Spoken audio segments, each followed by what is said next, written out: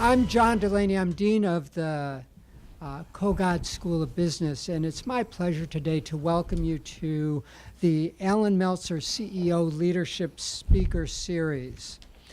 This series brings chief executive officers to the Kogod School to discuss their companies' career trajectories and experience in their industries.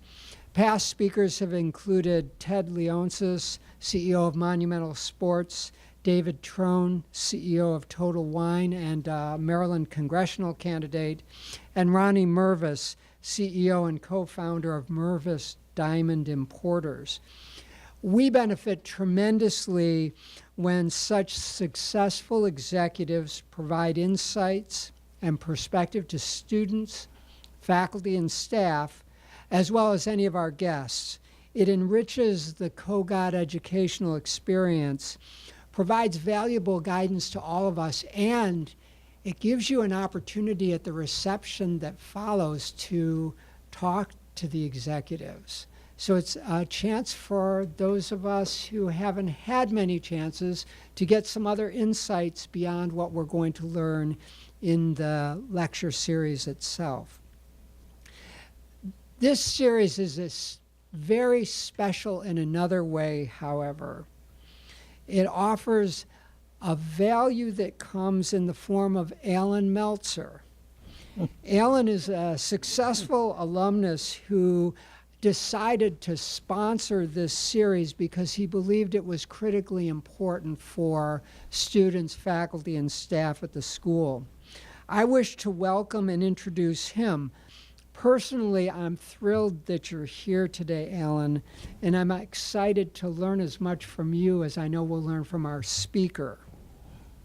You see, Alan Meltzer is much more than just a sponsor of the event. He's also a dedicated alum and a very successful CEO.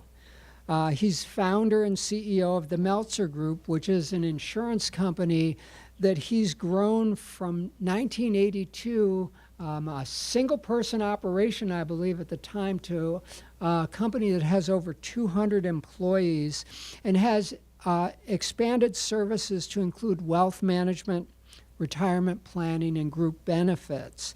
So we've got a twofer tonight. We're going to get benefit of listening to two successful CEOs. And just as Alan has innovated in his business over time, we're pleased to say that we're innovating today and that we're taping today's speaker series event so that our online students will be able to listen to the dialogue and benefit from it too. It's my pleasure now to turn the floor over to Alan Meltzer, and I ask everyone here to please join me in welcoming him and our speaker, Michael Sapp here, who Alan will introduce. Thank you.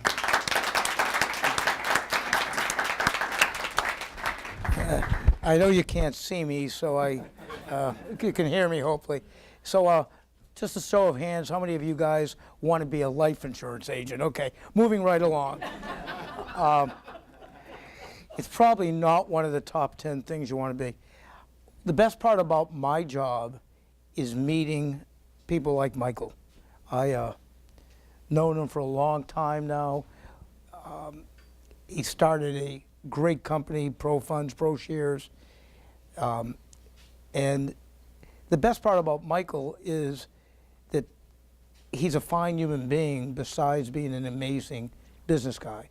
And one of the things that's been so much fun for me is just spending time with him, talking to him about life, about values, things like that, which, you know, epitomize really what you're all about. So I'm going to ask him a few questions today, but this is your deal. It's not for me, it's not for Michael. You know, this guy is a rock star in the financial world.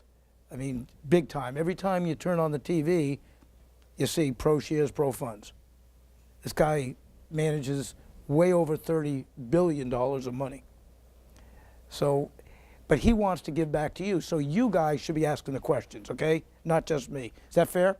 Fair. Okay. So I'm going to ask the first one, okay? You ready? That's So who are you voting for president? do that. So And- the question was, who am I voting for? I'm voting for the only, what I perceive as the only viable candidate. You can interpret that. Michael, tell us about your upbringing. I mean, Michael is the most unassuming person that you would know, extraordinarily successful, if you consider success money. To Michael, I think success is not money, it's how you kind of person you are and stuff like that. So your upbringing, you and I have spent a lot of time. We talk about if you have money, are your kids going to be good or bad? And I always say to Michael, it's not money that makes bad kids, it's bad parenting. And we talk an awful lot about that. But, Michael, tell us about education and then how did you set it up? How did you guys decide to do Pro Funds at the time in 1997? Okay, so I'm going from my childhood to but do it the business. do it in less I time got than the I got a last minute or two, right? we do not want to know about your bar mitzvah. Okay. Maybe start with my childhood. Okay. Okay. Do you want to know kind of the sugar-coated version or Just what? This is your speech. I want to It's hear your whatever question. you want to say. It's your question. Okay. Well, you said my bar mitzvah. So I grew up in an environment which was, we do some funds that are called inverse funds. So they go up when the market goes down, and plenty of other things. And so as far as a traditional Jewish house, I was kind of in an inverse environment. The stereotypical environment that you would hear about is the parents who say, you got to be a doctor, you have to be a lawyer, and they would follow everything you do and so forth. I grew up in an environment that, you've heard the term free-range kids, it's a thing now. I was pretty much a free-range kid. I don't think that was a conscious decision by my parents. They pretty much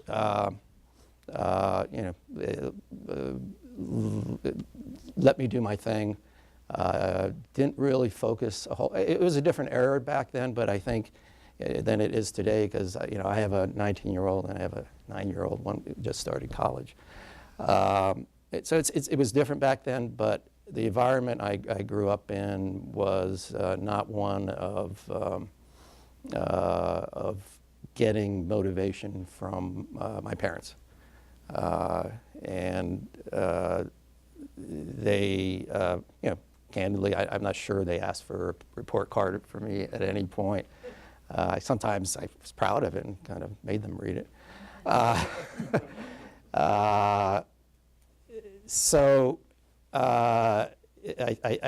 didn't come from a overly motivated, let's say, environment. Also, I was, we moved into a neighborhood when I was like 1 year old and stayed there till I was 18.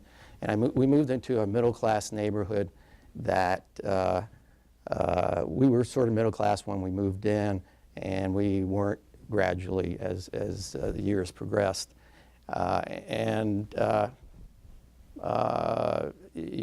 some surrounding areas became really fairly well off, and we all went to the same high school. And I think I developed somewhat of a chip on my shoulder.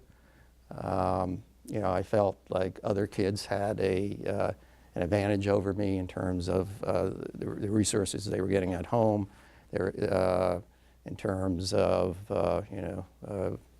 clothes they could wear and support they got.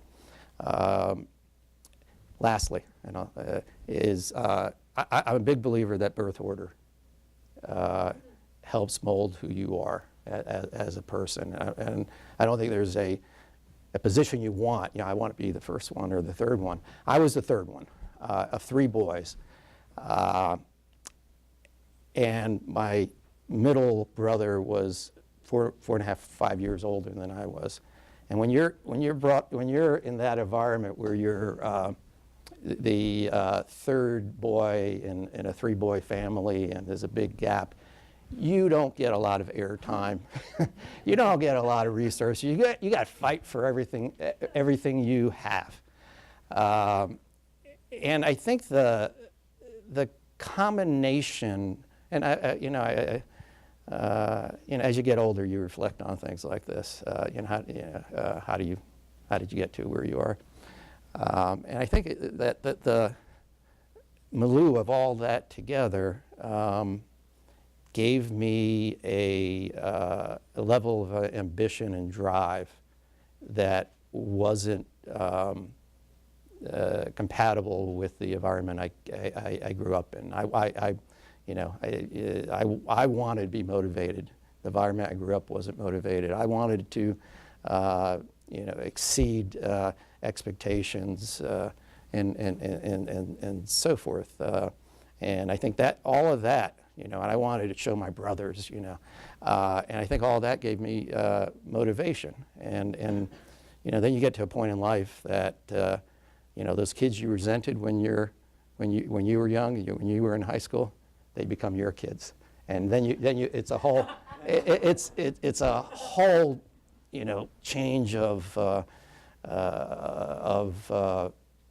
way of looking at the world you have to start to think about at that point. So you went undergraduate, then you got your law degree. So how the heck did pro funds happen? And even more importantly, explain what some people have no idea what an ETF is. It took me about 12 lessons from you to understand. And I still don't have a clue. So, wait. So all right. Two questions. So let's see where we are now. We are from school to ETFs. Which one would you? First, let's go to school. Then how did you think about? This is usually our sort of conversation. Okay, Alan, what do you want me to talk? What I want you to do is tell them how the hell you got into this. How did I end up doing this? What do you guys do? Okay, I'll do a little school thing because it is somewhat relevant. I went to undergrad, political science major, business minor. Where'd you go? A school that is good now that it was a little embarrassing before, University of Miami. Couldn't get into AU? I couldn't get into AU, so it was like my fallback. So I went to University of Miami undergrad. Long story that you don't want to hear. I ended up getting a law degree 3 years after graduating undergrad. Also got, it's a little complicated, but I also got an MBA. And my resume looks really bizarre because it shows that I got an MBA from a different school the year before I got my law degree. So you have to invite me back to go through that whole machinations, how that ended up. Okay, so I did that. I thought I was going to be some crackerjack litigator, maybe defend the underprivileged and the trodden upon. And I went to Georgetown for law school here. Is that okay to say Georgetown?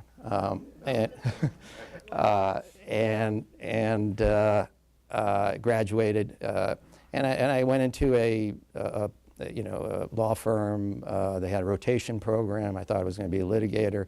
Then I ended up in the securities part of the rotation, and the partner I was working with said, "I'm leaving. I'm going to this other law firm, this law firm that's growing by leaps and bounds. You're coming with me." All right. And I went with him, and I've kind of been in the securities world ever since.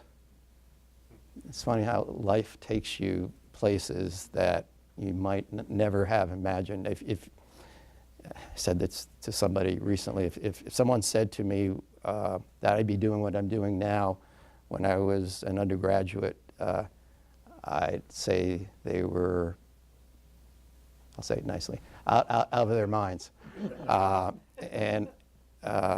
Just can I say something on the side? I just read something that's just fascinating, especially for you, some of you guys. There was a study done, and I was just fascinated by this. 2 years out of school, 23% of kids are doing something related to their major. So 23%, 2 years out of school. So all that agonizing, what you're going to major in. I had about 9 different majors when I was here, so I hit one of them. I was going to say, did any work? And so, all right, so practicing securities law, representing mutual fund companies, doing corporate work for 11 years, and quite frankly, I'm someone who wants to have a challenge in front of them, always, and it's kind of been my career. And it sounds kind of strange, but after 11 years of doing it, I knew how to do it, and that was boring to me. And I saw that my clients were having a hell of a lot more fun working less hours than I was. So I ended up actually joining a business that a client of mine had recently started, did that for a short period of time. We found out that we were not compatible together as partners, but we were better, in the previous relationship. Stopped that. Sort of tried to figure out what I was going to do in life. Hooked up with someone I knew who was kind of someone who was at a crossroads in his life, and we decided to start this mutual fund company. The mutual fund company, most mutual funds back then were buy and hold vehicles. You would buy your security and hold onto it forever. There were penalties when you wanted to move after, before 6 months was out and so forth. So they were buy and hold vehicles. And we set up a mutual fund that allowed you to move your money anytime you want. So it's, in a way, when we get to ETFs, it was sort of predecessor to ETFs, but it allowed you to be active trading mutual funds. And we set up that platform. And we also, on some of our funds, we embedded leverage so that you could actually get 2x the return on a daily basis of the underlying index. So if the S&P 500 went up 1%, your fund would go up 2%, and vice versa. There's no free lunch. And we also had inverse funds. When the market went up, these funds would go down, and they were intended to go down when the market went up. And we just said, hey, let's make a go at this.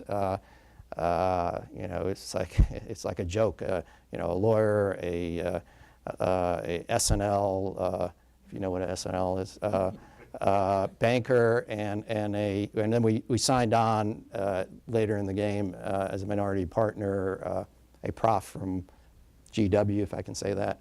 A lot of bad words are coming out of my mouth. And so, it was like, it's like these 3 guys walk into a bar and try to start a mutual fund company. None of us ever managed $1 worth of assets. And we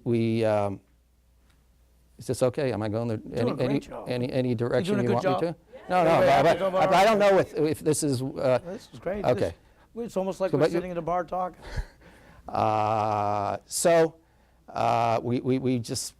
We're going to open up a mutual fund company with 3 guys and a few employees, a receptionist, and so forth, and which people hear that if you know the industry and go, what were you smoking? And so we did that, and said we're open for business. No money comes in. No, come on. I said money's just supposed to come in, and our business plan was, if we can raise $100 million in let's say 2 years, it was literally probably on the back of a napkin or something like that. It was like nirvana if we were able to do that. Michael, at the time, you had one child? The year I started or co-founded the company, I decided, to get all those stressful things out of your life at one time. So I got married, had a kid, and moved and started a company. I guess I didn't die. That would be the. So, I mean, And- so did she ever say to you, how are we going to make a living? Fortunately, my wife had a job. And she reminds me that was, you know, on a frequent basis, that was the way I was able to start the company. This is where I always say, behind every successful man, there's an amazed mother-in-law.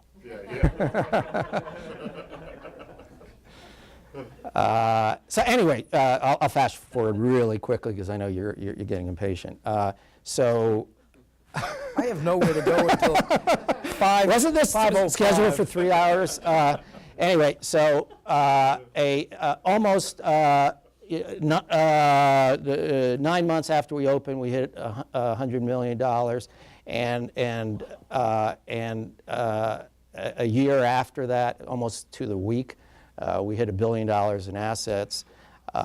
We averaged for our first 8 years of business, $1 billion a year. So why? I mean, what was your secret sauce? Product.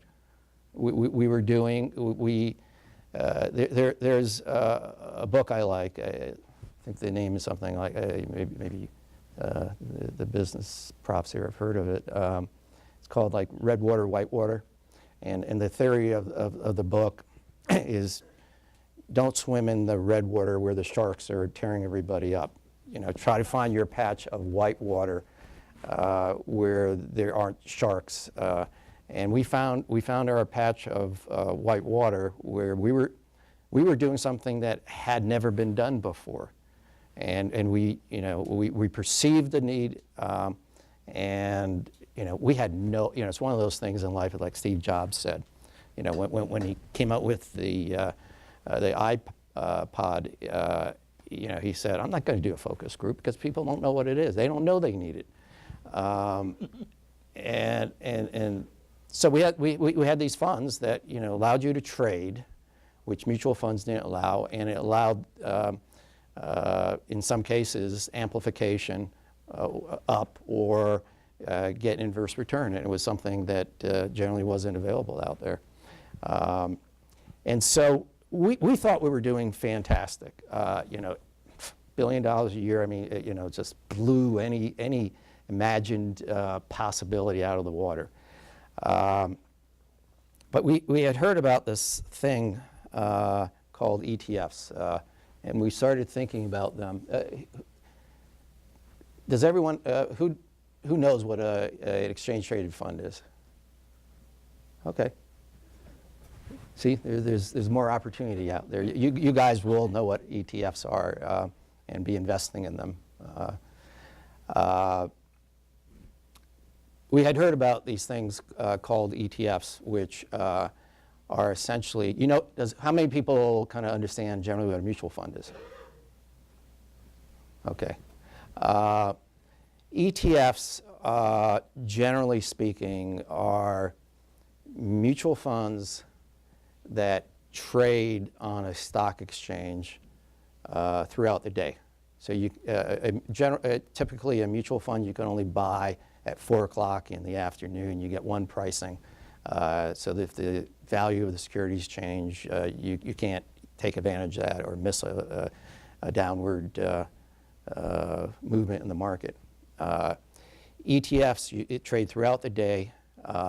You don't go to the ETF issuer. You go to a brokerage firm. You buy it on your Schwab account or any other account you have, like you buy stock. So it's more like a stock, but it's investments. And virtually until recently, all ETFs were indexed.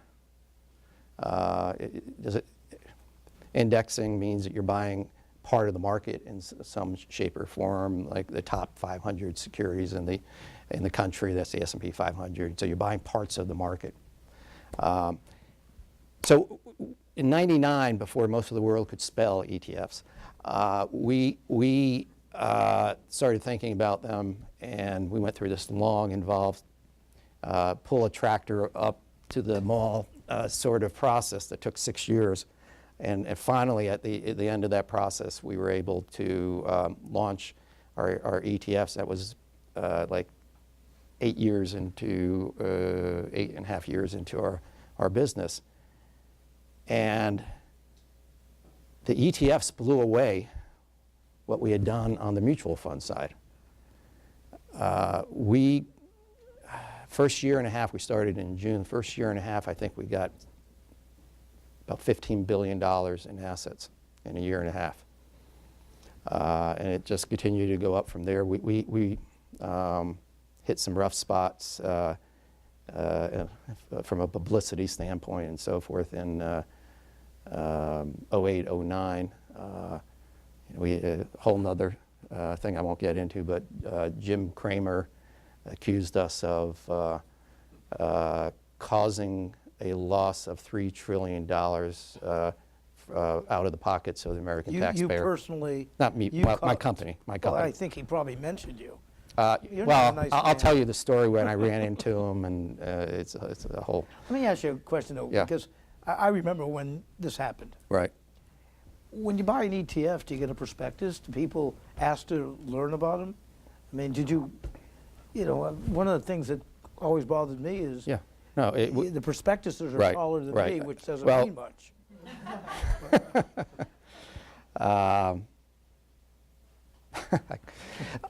Moving right along. I'll leave that one behind. But what I'll say is, yeah, I mean, this comes back to, the fact that I think things need to, you got to balance things. Things that politically need to be in the middle and so forth. Just as another aside, another statistic I read a week ago. I think this is right. I may be off by a little. The top 34 richest people in the world have as much money as half the world's population. Think about that. I mean, it just blows you away.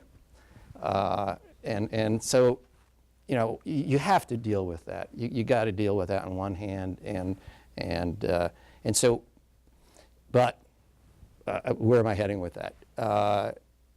We had class action lawsuit against us, even though everything, we had, we thought the right stuff in the prospectus and so forth. But the way the world works to get today, if you're in the news with people accusing you of anything, you're going to have a class action lawsuit against you. It's just, you can pretty much count on that. Actually, we had like 7 that got consolidated. Fortunately, and this generally doesn't happen, we won on summary judgment before discovery, and justice prevailed. But frequently that doesn't happen. You get into discovery and so forth, and then it becomes a game of chicken. They're just, you pay them ransom and they go away. What was your question? I forget now. But I would like to make one point. I think I heard you say you started a company, didn't work out, and then started the second one. That company reason. worked out for the other individual, but not for me. I heard a statistic the other day that entrepreneurs, when they start a company, 90% fail. Right. However, if they do a second company, 80% succeed, but only 20% of the people that failed try the second time. Unless it's a restaurant, then they all fail. Sorry, that hit too close to home. Well, it's all right. I mean, my grandparents came from there, not now. Yeah, I started with my background, and I gave up the profession of law to take a flyer, and I think, I say to my kids all the time that nothing in this life is pure good or bad. Everything has a combination, and you don't know how it's all going to play out. If you had asked me in high school, is all this stuff I described, is that good? I go, crazy, but I think it gave me the ability to jump in the deep side of the pool and without a life preserver, knowing how to swim and being able to take those risks. Yeah. Questions from, somebody's got to have a question. I'm interested interested in your research and selection. Do you is it basically the same style for both the ETFs and the mutual funds? And if so, when you speak about outsourcing some of your work, are some of those 200 you speak of the research people that you buy research Right. from, or do you do everything in-house? Well, first of all, my philosophy is to do ourselves what has the most impact, and anything that doesn't have a high level of impact that somebody else can do, give it to them to do. We do all our management. It's good for all these students. Remember. We do all our management in-house, but the thing to keep in mind, and this is part of this epic shift in investing. I mean, it is a profound shift in the way people are investing and managing money. Year after year, passive management, the index, beats the active managers. Last 10 years, it's like 90% of managers don't perform, get paid more and perform not as well as what you might call a dumb index. And what you've seen with ETFs now is they've created all this ability to buy parts of the market, slice and dice the market. So now, on an index basis, obviously you can buy things like the biggest stocks in the country, but you can also buy Chinese real estate stocks. You can buy managed futures ETFs. You can buy Brazilian securities. You can buy Chinese small cap securities, and then you can buy all these passive strategies. We have a strategy that is real simple, but it works, and there's something called the dividend aristocrats of the S&P 500. You take the S&P 500 and you look at those companies that have increased their dividend year over year for at least 25 years. Kind of intuitively, it feels like those companies are solid companies. Bad times, good times, they've been able to raise their dividends they pay out to their shareholders. And it has a great track record, higher performance than the index with less volatility.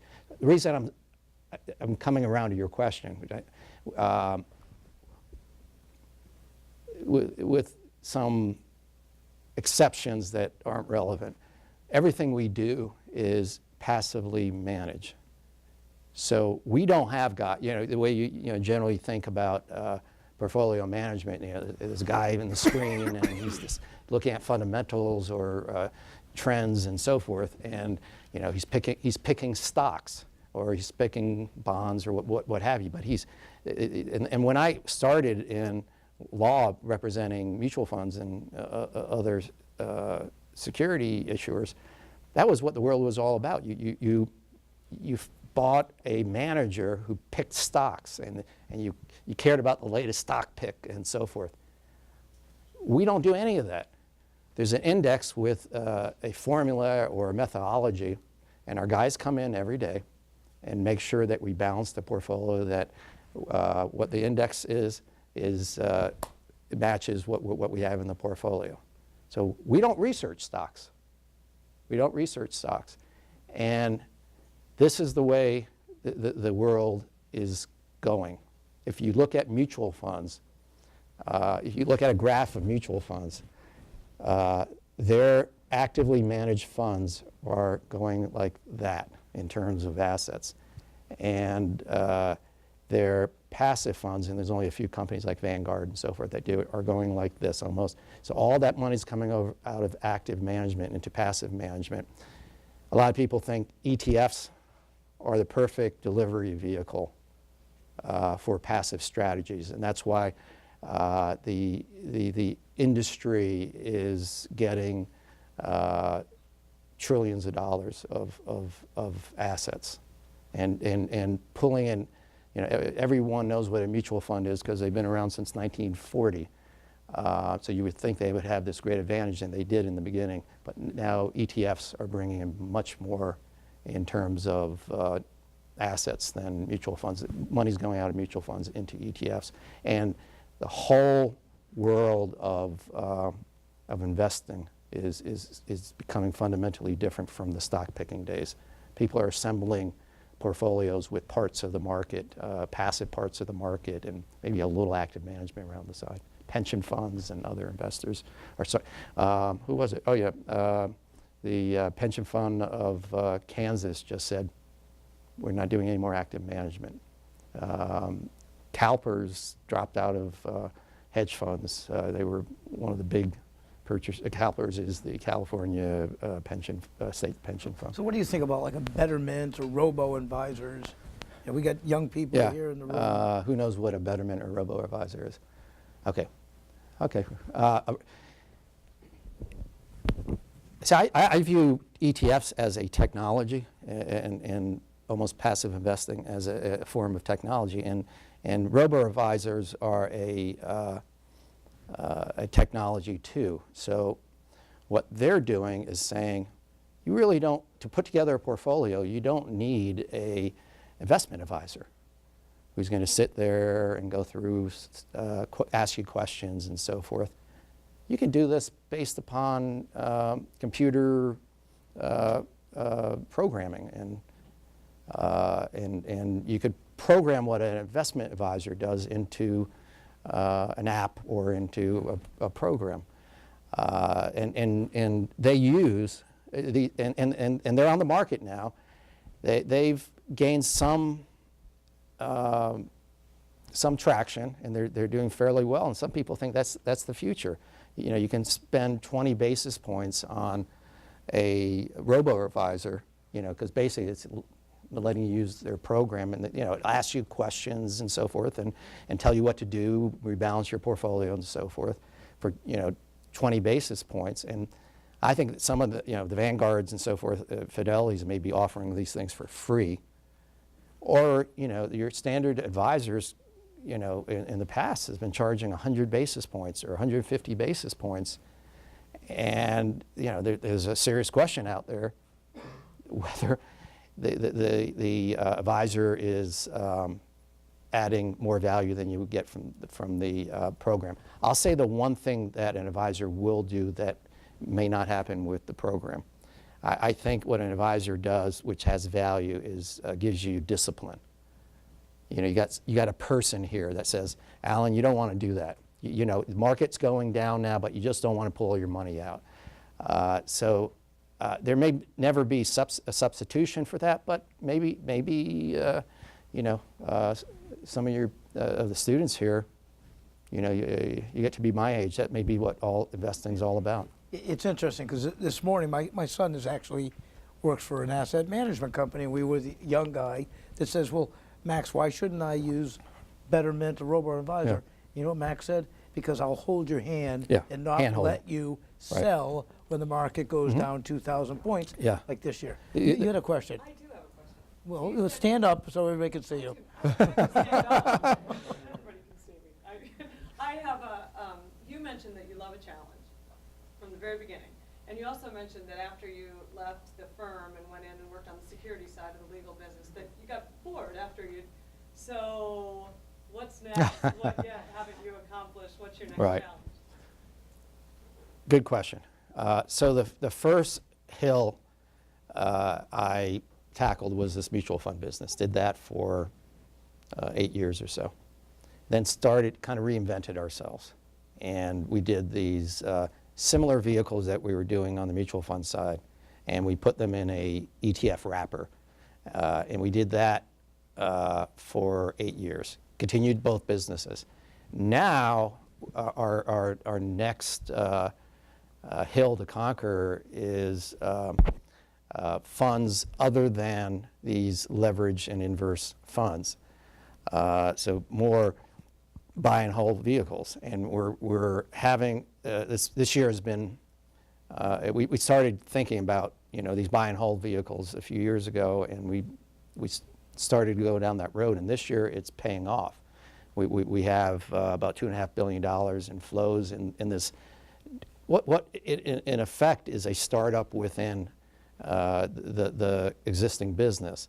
So I'm always, you're right, I'll get bored just doing, a lot of people, just say, why don't you just milk the cow and continue to do what you're doing, and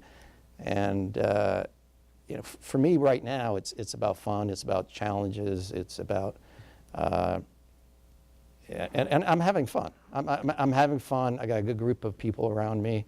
I don't think my wife would very much appreciate me being home.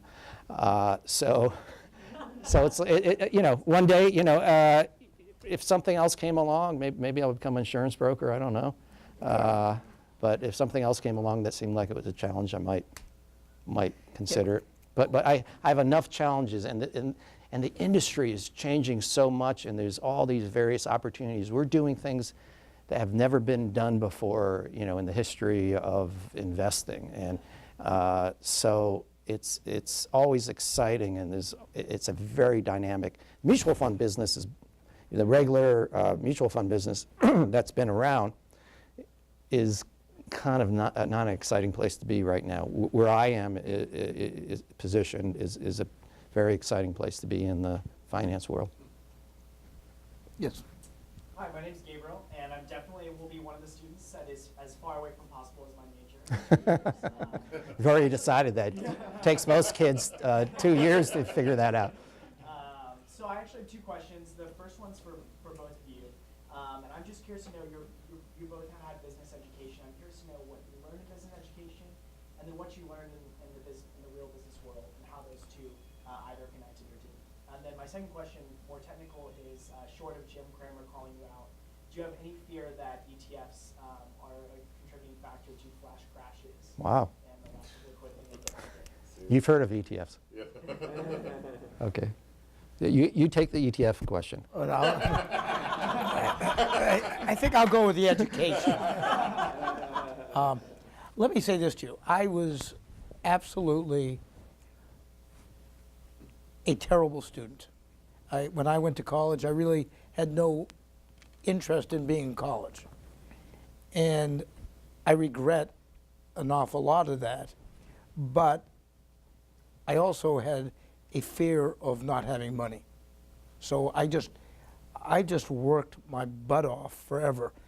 Frankly, I've taken more classes at AU and gotten more out of it in the last 5 or 6 years than I did when I was in college.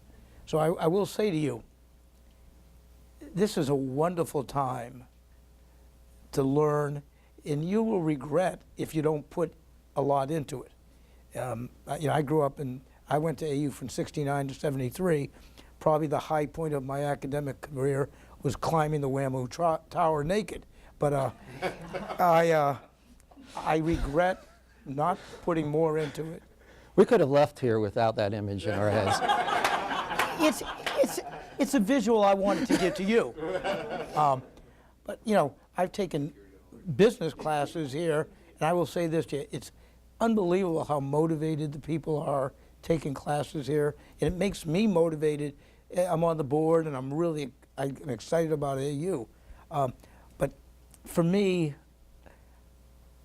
I can tell you this: at 5:45 tomorrow morning, I'll be at my desk, and I do it 7 days, 6 days a week. Work hard every day. To me, that's one of the great lessons of success. I think people like Michael and David Trone, it's working hard and being smart. Now, what he's done is unbelievable, which is looking at something that nobody else is thinking about doing. I mean, if you've read about Elon Musk or what he thinks about, I truly believe that 20 years from now, we'll look out this window and see the Jetsons going all around, and traveling. I believe that the smartest people in this room will think about things that nobody else thinks about and say, I can get it done. So now you can talk about anything else. I won't talk about climbing to the tower. I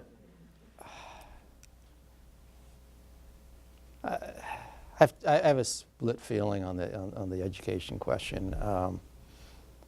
I was always intending to go to law school, and through some circumstances, I got an MBA. just picked one up along the way, sort of. It's important to have that ticket stamped for if you want to pursue business.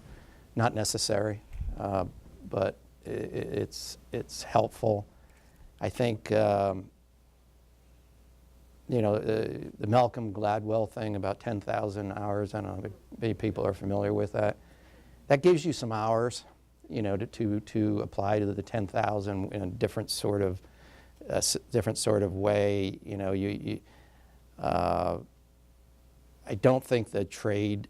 You know, I think there's a lot of people who think, well, you should go to college now for a trade. This is a time in your life where you can explore, and you know, you're saying you don't want to do what maybe you're majoring, but you know, you didn't know that. You know, you learned something important on that. So college gives you the opportunity, and I think people get kids get narrowcasted too quickly. You know, this is what, you know, you expected when you're in junior high school and know what you want to do when you're 40 years old. And college allows you to experiment and try things out. And sometimes you'll actually learn stuff that comes in handy. But it also gives you a way to think, which is much more important than, you know, the statistics class you're taking or the marketing class you're taking. And I'll give a short answer on the flash crash thing because no one knows what that is besides you and me. The answer is no. No. ETFs were at the effect of the flash crash. They did not cause the flash crash. That was my shortest answer. Michael, what do you, if you look, where do you see yourself 10 years from now? Because, I mean, I can tell you, I'm 65, and I think a lot about that now. Right. Yeah, it's a great question. You and I have talked about some of this privately, Alan, and you know, what you do, you know, like we've done, it becomes so much of yourself that it's hard to see the, you know, separation. You know, you're leaving when you stop doing what you've been doing or I've been doing. It's you're leaving you feel like you're leaving some of yourself behind. I've been on this trajectory in my career, in my life, where and my background is such that I've never really had the opportunity to kind of like sit down. We've talked about this. Sit down and go, okay, what do I want to be when I grow up? You know, what sorts of things do I really want to do? And I can't tell you what that is at this point. I could tell you it's a big part of my consciousness. You know, I want to be. I know I want to be operating at a higher level at the company and continue to bring in really good people into the company. I want to create some space to be doing other things. I don't. It may be philanthropic. It probably is it being on the boards of entities. I just don't have the patience for that sort of thing. But I don't know what's going to, you know, I want to create space and see what shows up and what seems to make sense, but I don't know what that is at this point. Well, you know, one of the things I like most about my job is, in order for me to be effective, what I do is to understand somebody like Michael. And it's great because you get to see so many aspects of it. And, you know, I appreciate how you've opened it up today to everybody. We got maybe another 5 minutes. Will the future congressman? Exactly. I'm running for Congress. Michael, could you give some guidance to students on things that they might do that can prepare themselves for careers either in finance or other areas, especially activities that they can undertake while they're still in school, outside of the classroom? Okay. That might be the most difficult question I've gotten today because I took one or two finance classes in my in my life. Oh, I'm on film. I'm not sure I want to be on film saying this, but I don't know how to do Excel.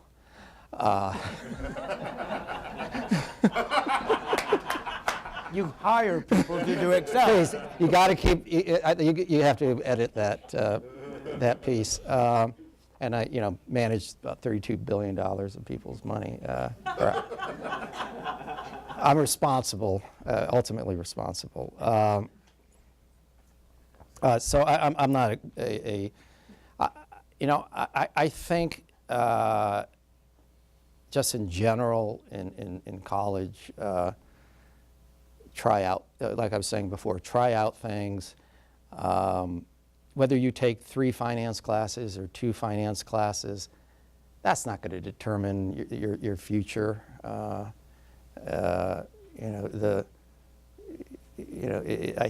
Don't underestimate the power of relationships with people.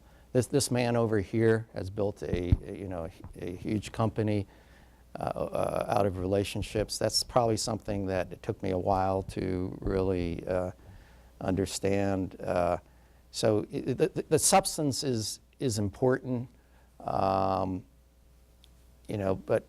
like Alan said, working hard. As an employer, if you see somebody who's willing to really,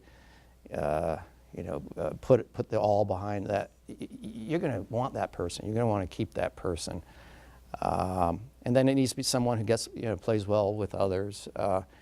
And I got to tell you, in this world, and it may not be fair, playing well with others may mean a lot more than in terms of your career progression and how good you are at finance, and showing the right attitude and the DNA. The substance is important depending upon the job, and there's many ways to get to end result. I mean, I'm actually an introvert by nature, and there's ways that you can navigate that and succeed. Alan is the extrovert, to the power of 100. We both have, we've both found our way to some degree of success, through very different ways of approaching things. Doesn't answer your question at all because I don't do finance. Back there. Michael, thank you for being here. My name is Ars Brogdon. I'm the economist of our student managed investing fund, which is actively managed by students in the fund. So I was wondering, do you have any advice for active managers? What was the question? The question was, do I have any advice for this group that actually actively manages their money? You know what? This is my theory.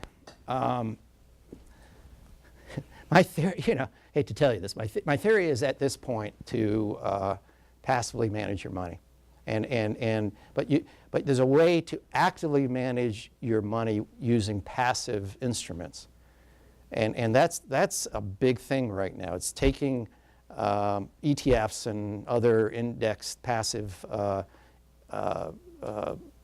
products and securities, and actively manage with those. So, I mean, we have people who trade our stuff maybe on a daily basis, but they're passive vehicles. And that's the way that the world is turning. But if you're interested in active management, the good news is that, at least my opinion, is so much of the world is going to turn to passive management by formula, that at some point that's going to create opportunities for active managers who, there's going to be inefficiencies in the market you can take advantage of. There's going to be no one's paying attention to the fundamentals of companies. When they're generally speaking, now there's passive management that look at fundamentals and so forth. But if S&P 500, which has trillions of dollars in it, people are buying that because it's in the S&P 500 for no other reason, not because they think it's a good company. So at some point, active managers are going to come back and shine. It may be a while. Maybe a while. Somebody else? One last question. Sir, my name's Liam Pritchett. I was wondering if you can answer what financial advice would you give or have you given your children? I mean, do you think that Jack Bogle still has a good idea with Vanguard in the traditional sense? Is that kind of sustainable, keeping fees as low as like 0.05 or 0.08%? Mhm. Do you see that changing with the catalyst of ETFs? Yeah. One thing I didn't mention is that, generally speaking, ETFs are much less expensive than actively managed mutual funds. So when you go into ETF, generally speaking, you're paying less. I mean, our ETFs, which follow similar strategies as the mutual funds, can be 80% less in cost. In terms of kids, this is somewhat inconsistent to a lot of my investors, but I think slow and steady, buy parts of the market, rebalance periodically, especially when you're talking about kids. You want to be more aggressive in what you're buying if you have a longer time horizon. So if you're putting stuff away for the kids, it sounds somewhat counterintuitive. You're putting risky stuff in for kids, but you want to be more on the risky side when you're young, or you're investing for someone who's young. And don't, to Alan's point earlier, don't just sell out because you're scared of what the market has done. There's statistics out there that are amazing. I can't quote the exact numbers, but the average investor in like an actively managed or a passive mutual fund makes way less than what the fund makes, which sounds weird, right? But there are funds out there where over a 10-year period that the fund has, let's say, returned 10% annually, and the investors in the fund have made 4% over that period of time. And the reason is that people tend to buy and sell at the wrong times. So, the hardest thing to do is, in 2000 and beginning of 2009, to say, I'm still staying where I was, and it's gone down by half, but and if you did, you would have more than made up for that.